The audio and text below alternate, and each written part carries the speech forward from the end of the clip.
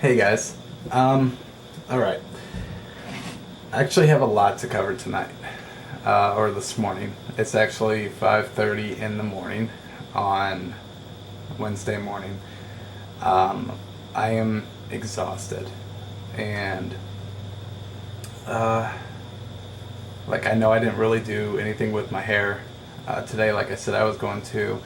That's just because my ankle is just hurting so much today, and I haven't really gotten out of the seat today, except to go to the bathroom and let the girls out and everything. I tried to go and lay down to try and go to sleep, and I couldn't get comfortable because it was hurting so bad, and I'm just ready to get this thing off so bad.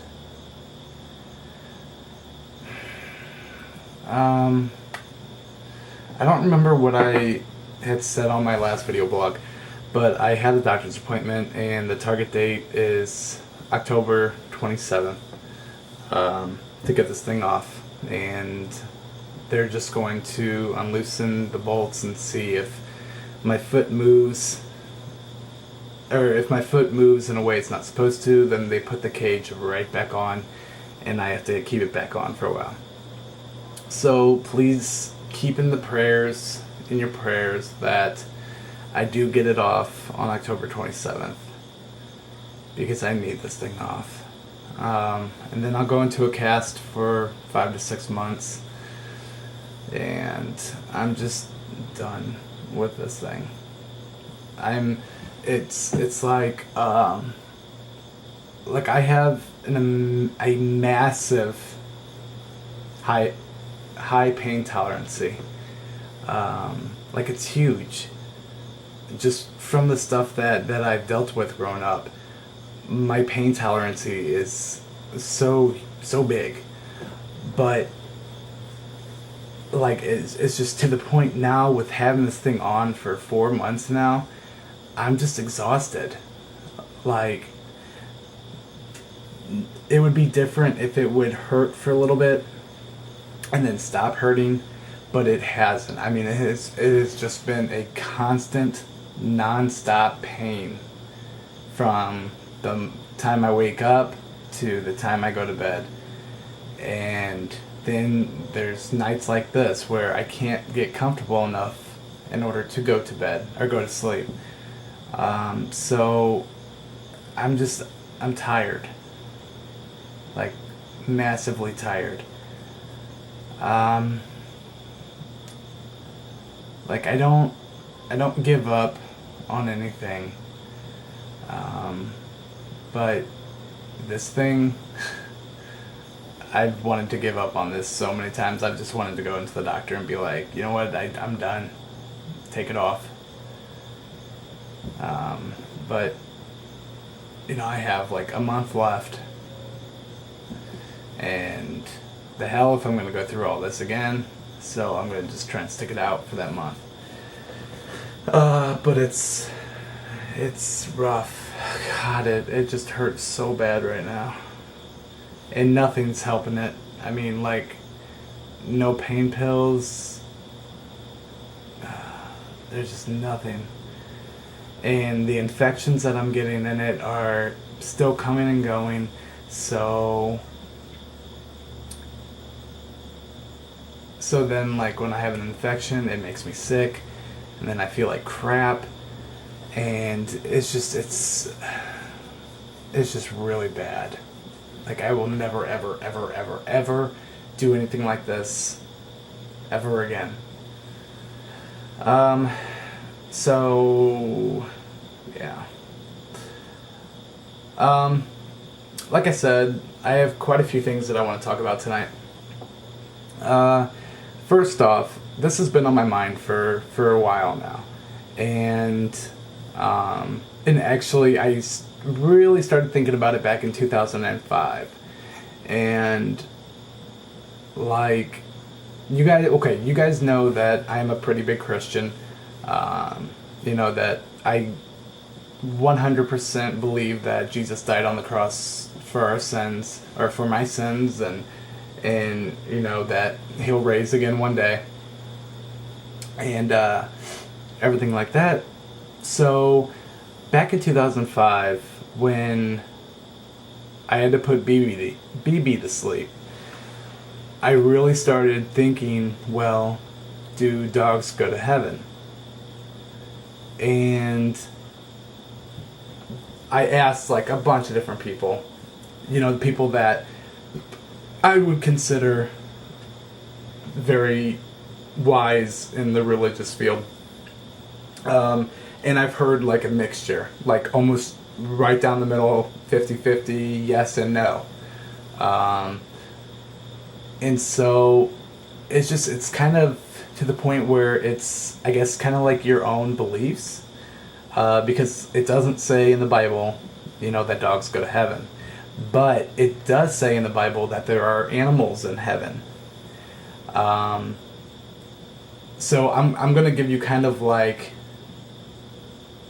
the side-by-side of why dogs can't go to heaven and why there's not a reason why dogs can't go to heaven. So, okay, well, dogs do not have the mental capability of accepting Jesus into their heart. Therefore, they are not Christians. So, and you have to have Jesus in your heart in order to get into heaven. So, I've heard that kind of side where they can't get to heaven because they are not able to accept Jesus into their heart.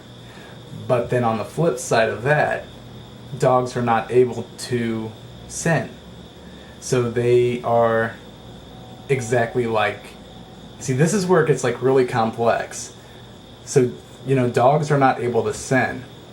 Yet babies, human babies, if they die as an infant, they go to heaven because they're pure and they have not committed no sin. But yet a baby, they don't have the mindset to accept Jesus into their heart. So how do they get to heaven? But dogs do not.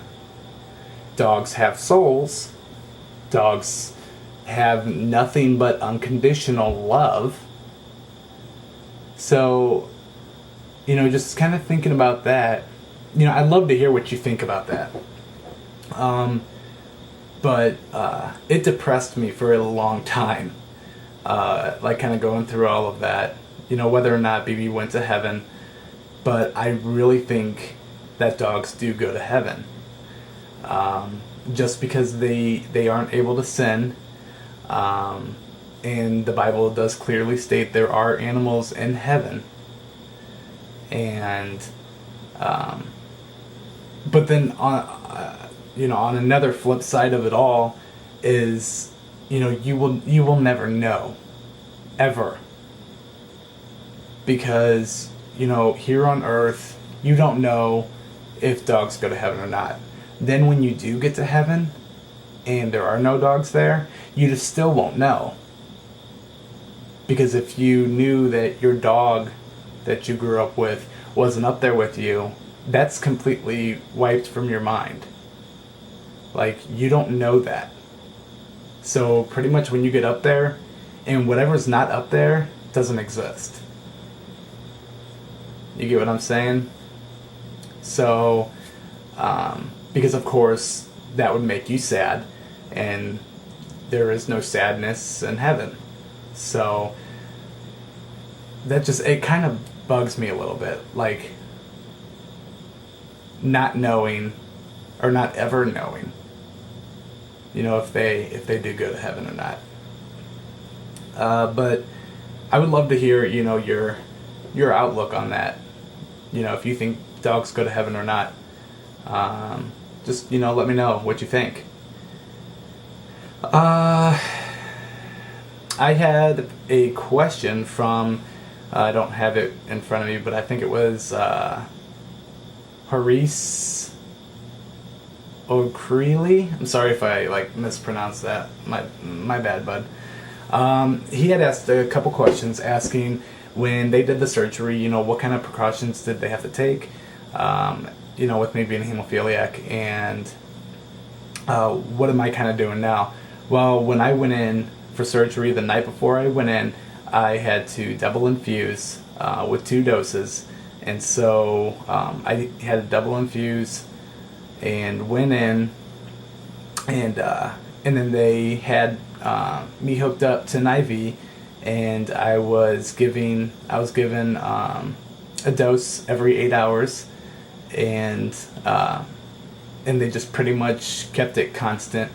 When I came out of they took levels on me to check to see the clotting factor in my body before I infused, and then they did it again after I infused to kind of see where it was all at.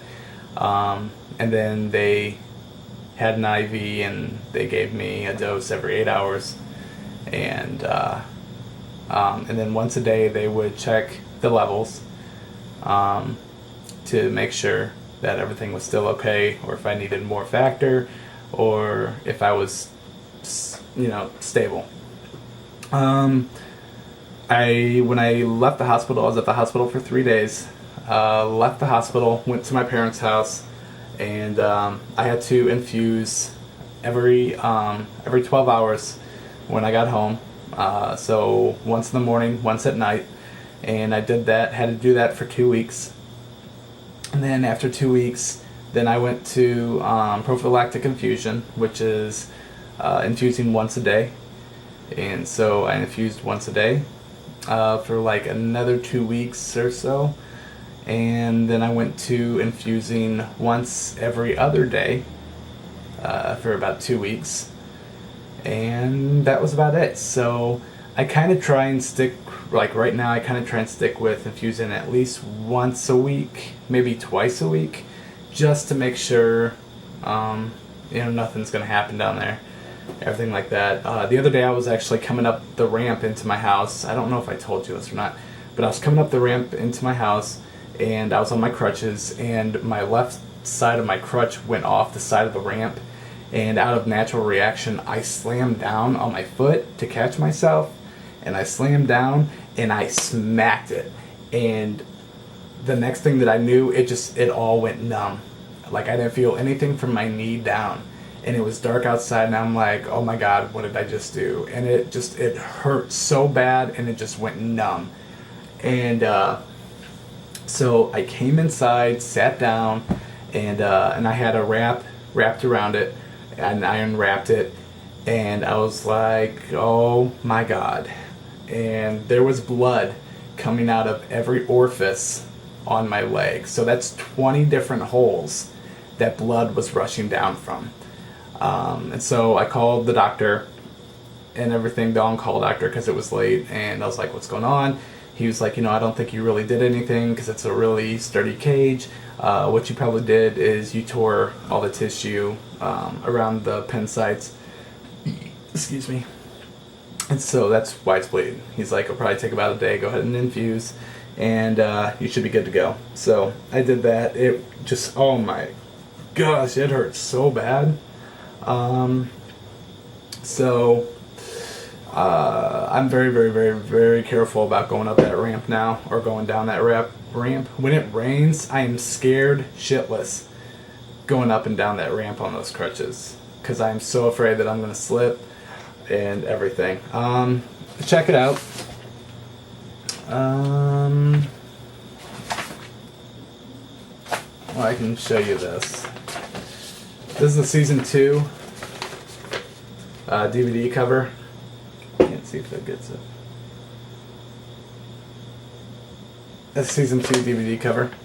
Okay, anyways, there's one more thing that I wanted to talk about real quick, because I think I'm sitting on like 4 hours talking to you guys. There was a story, and I don't know if you guys have heard about this story or not, but this story like totally blew my mind.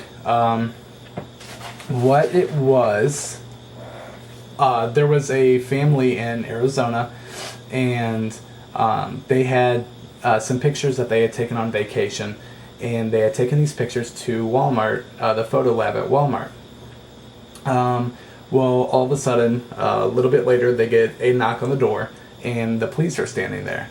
and they take the police, or they take the parents into the police station and everything like that. Well, the guy that was at Walmart at the photo lab, and while he was printing out all these pictures, he found a few pictures in there of their children. They had 3 girls, and it was during bath time, and they had towels wrapped around. You couldn't see like anything below their stomach, but you could see like up here and everything. And these girls were probably 5, 6, 7 years old, if that old.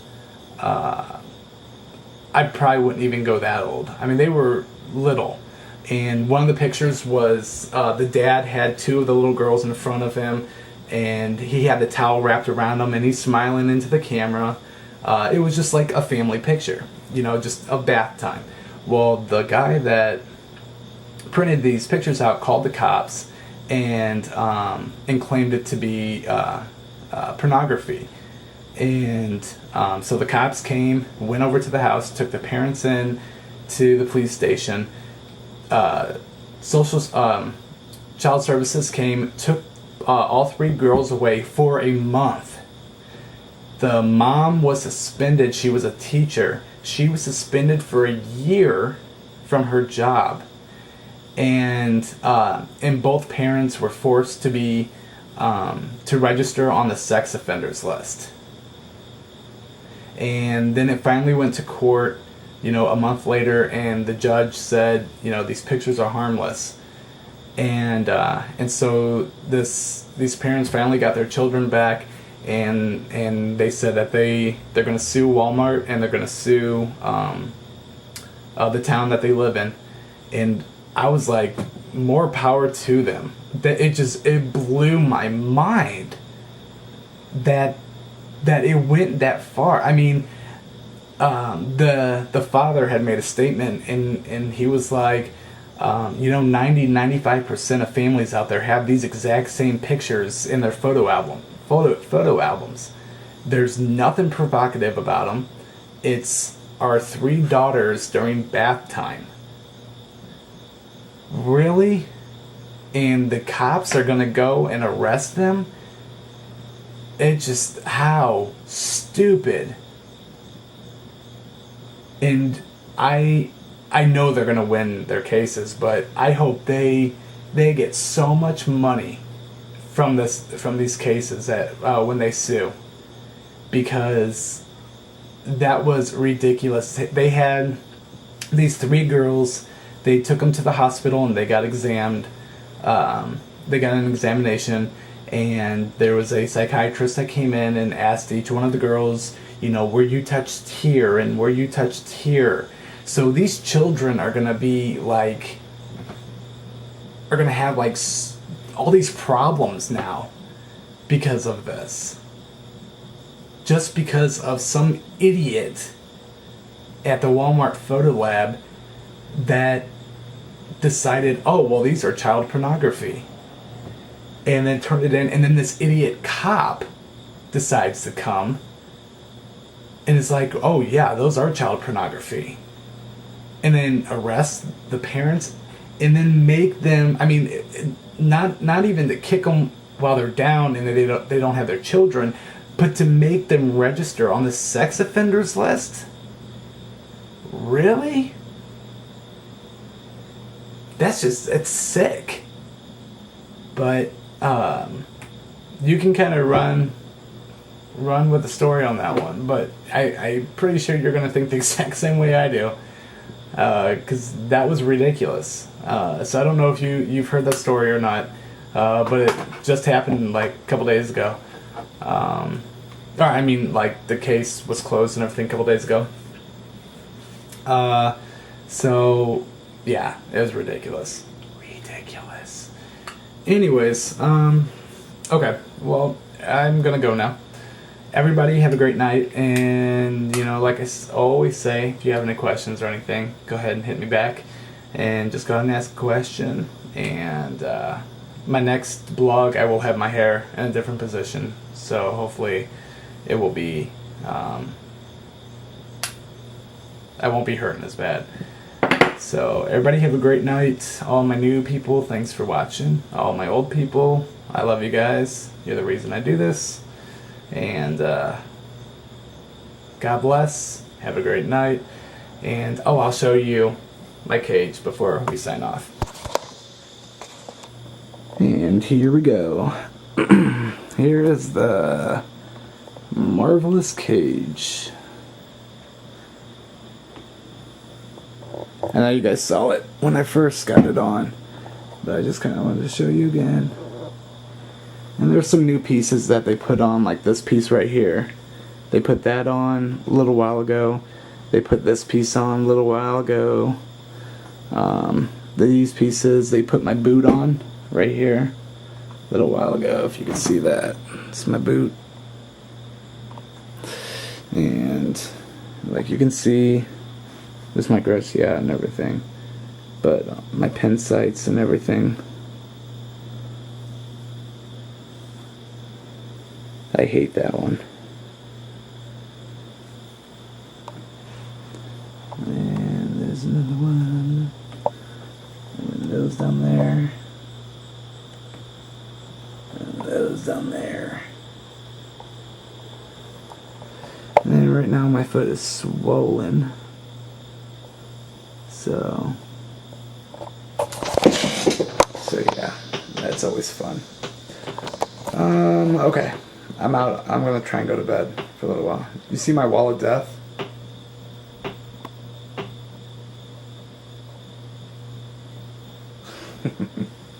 It's my wall of death.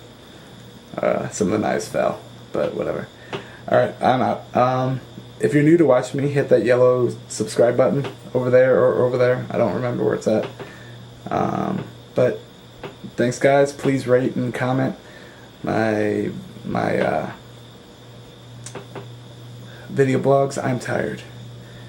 And everybody have a great night. I'll talk to you soon. Okay? God bless. Bye.